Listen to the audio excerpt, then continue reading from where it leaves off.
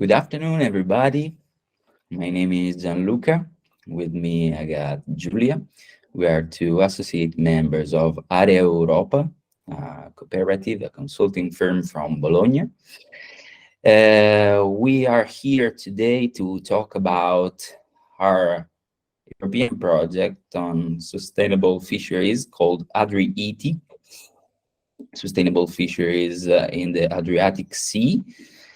And we are here today for the last stage of this project. This is our dissemination webinar. This that we will present you today is the result of 1 year-long project, a project bring along this year with other two partner organizations from Italy and from Croatia. CESTA, who's an organization for the safeguard and the protection of the Adriatic Sea, based in Marina di Ravenna, and Bilaver Consulting, a consulting firm like us, based between Zagreb and Zadar. This is our partnership, and we've been co-ideating all the project since its start 1 year ago. These are the three priorities we wanted to address with our project, AdriEATic, and together compose the mission of our project. On one side, on the first side, in the first place, the climate issue, because we all know that without combating and addressing this priority, climate change, adaptation, and mitigation, all other battles won't be possible.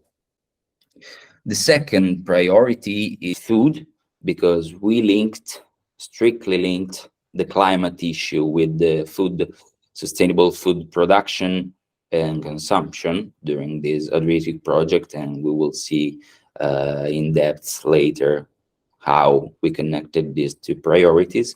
And the third priority is the priorities to which every European project, every Erasmus Plus project about training and engaging and inspiring citizenship, active citizens that could address with us the first two priorities and other priorities that the European Commission has identified to address. This is our roadmap, the roadmap of a year-long project. We started with our partners to co-design the toolkit online that you can find at this address in the section toolkit in 3 languages, Italian, Croatian, and English. It took us away indicatively 6 months to produce and realize the toolkit together. The toolkit deals with sustainable consumption, with the good practices in the supply chain of the distribution of the fisheries in the Adriatic Sea, and some techniques of storytelling and narrative menus that we will see again later. The second part of the project was about workshops, from local to transnational. We involved a dozen teachers from 4 schools, 2 in Italy and 2 in Croatia, between December of the last year and this February, in order to transfer them the content, the methodology, and the scientific topics within the toolkit we co-designed together, and to call them to action in order to use this methodology, the narrative menus methodology that we will see, to try the methodology, test and experiment and validate this methodology in their classrooms with their students, because we as partnership decided that was more useful to train the trainers in order to expand and make the teachers able to replicate the methodology year after year, and enlarge and broader the audience of students that they will meet with this project, with this methodology. Then 2 weeks ago, we had the last moment of the project, the transnational workshop, in which all the dozen teachers called and trained during the local workshop were called together in order to create this little great network of AdriEATic project and start sharing all the menus, the narrative menus, and their experiences in transferring the methodology inside their classrooms. Our priorities are in line, absolutely aligned with the Erasmus Plus program. As we have seen, I'll be very brief in this. The first priority is environment and fight against climate change. As you can see here in bold, these priorities strictly linked with the European Green Deal strategy. And the second priority is to foster, to engage, and to strengthen participation in democratic life, common values, and civic engagement in order to support active citizenship and ethics in lifelong learning in the field of youth.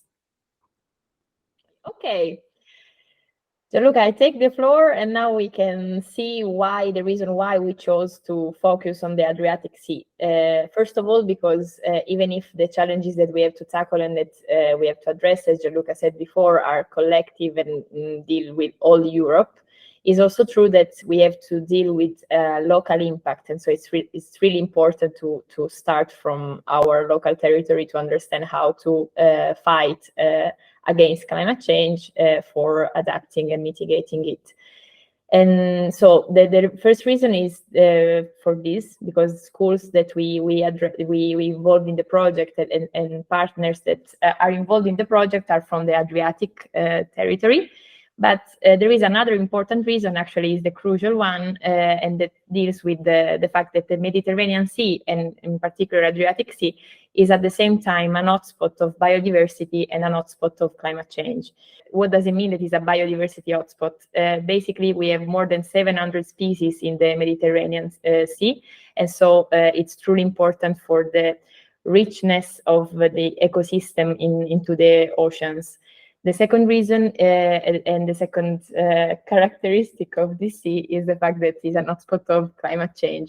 What does it mean that the Mediterranean Sea is also an hotspot of climate change? It means that it's suffering a lot from these crises, more than the other oceans into the world. In fact, we can state, and data says that the raising in temperature of the Mediterranean Sea is triple in comparison with the other ocean. And this means that all the ecosystem is changing really fast and really in a way that is not easy to detect and to adapt to.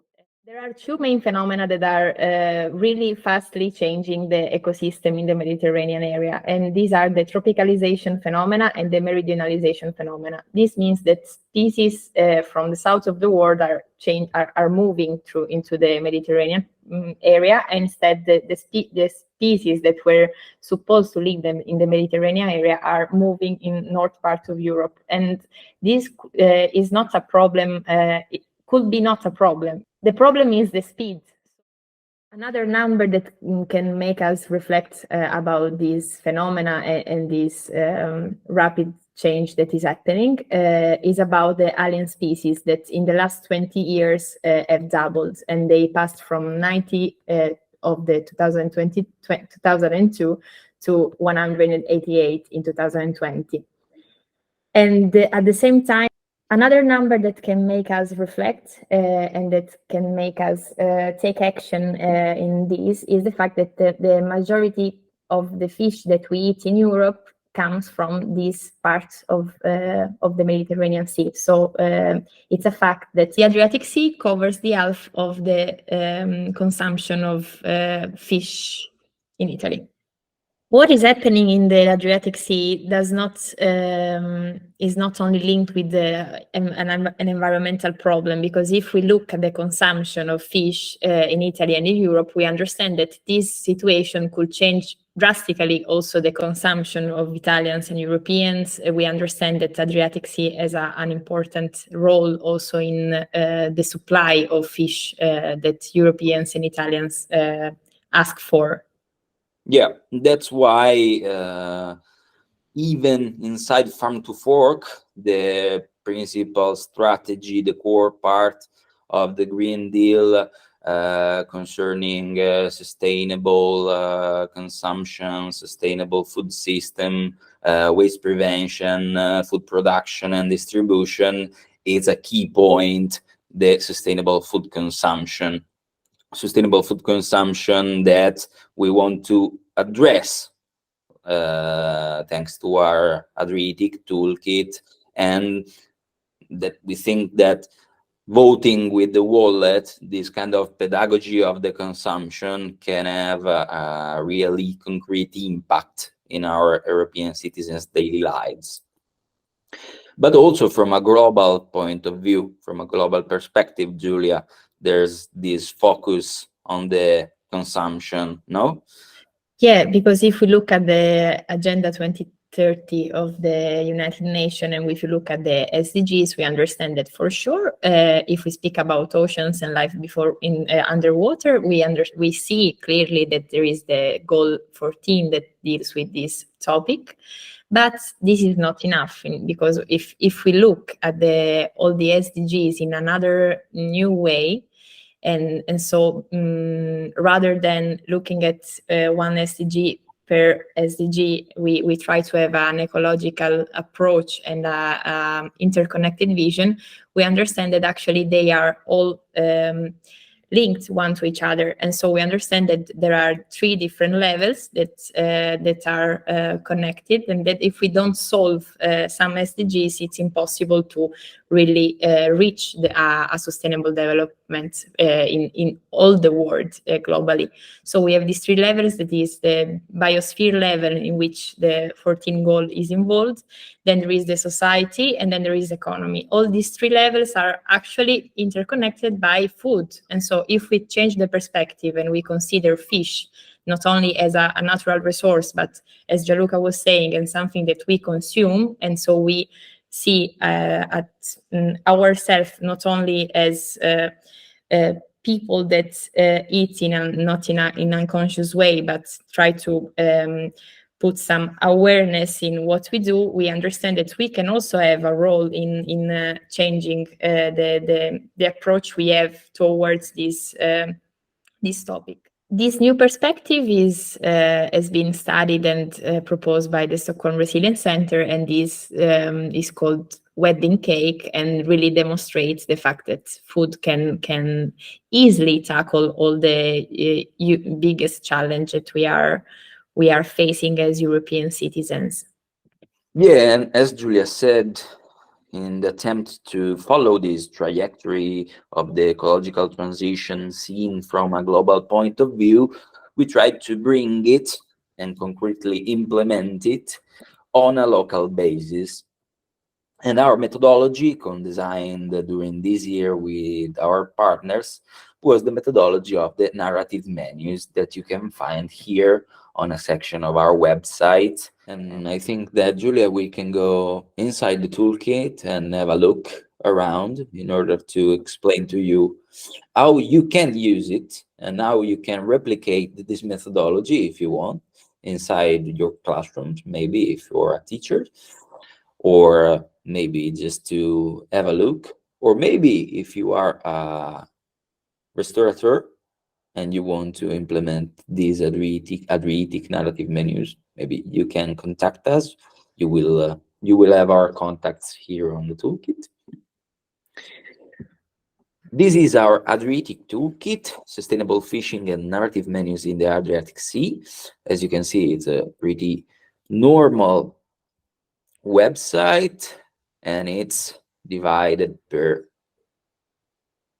about section, narrative menu template section, photo gallery, the best practices map of European Union linked to the third module of the toolkit, and our contacts down there. I will open just quickly the toolkit. Inside the toolkit, this is the English version, you will find the three modules: the sustainable storytelling menus and best practices in EU, the sustainability of the AdriEATic fish supply chain, the most important module, I would say, in order to fulfill our narrative menus, because uh, it's uh, it's the repository of all the fish species of the Adriatic seas identified as green light, sustainable, yellow light, and red light, not sustainable, from our research center partner based in Marina di Ravenna Cesta, and the third part, the third model, from Bilaver, from boat to table. Inside the second module, in the pills, you'll find what I was just saying to you. The Adriatic fish species is like a guide to the critical consumption and utilization of the fish species of Adriatic Sea.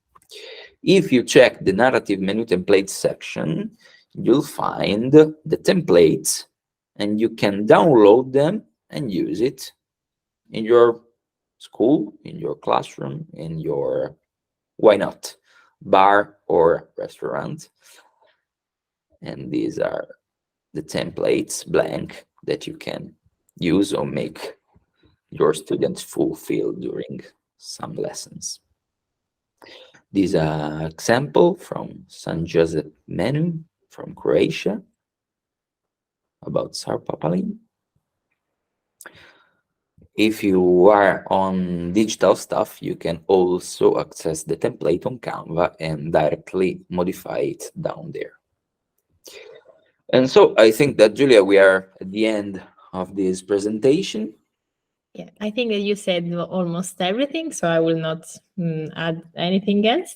And let's check it out, the page and the toolkit, guys. And if you need us, and if you want to implement this methodology in your lives, just contact us. You get our emails in the contact sections, and we will be happy to help. Okay. Thank you. thank you. Bye bye.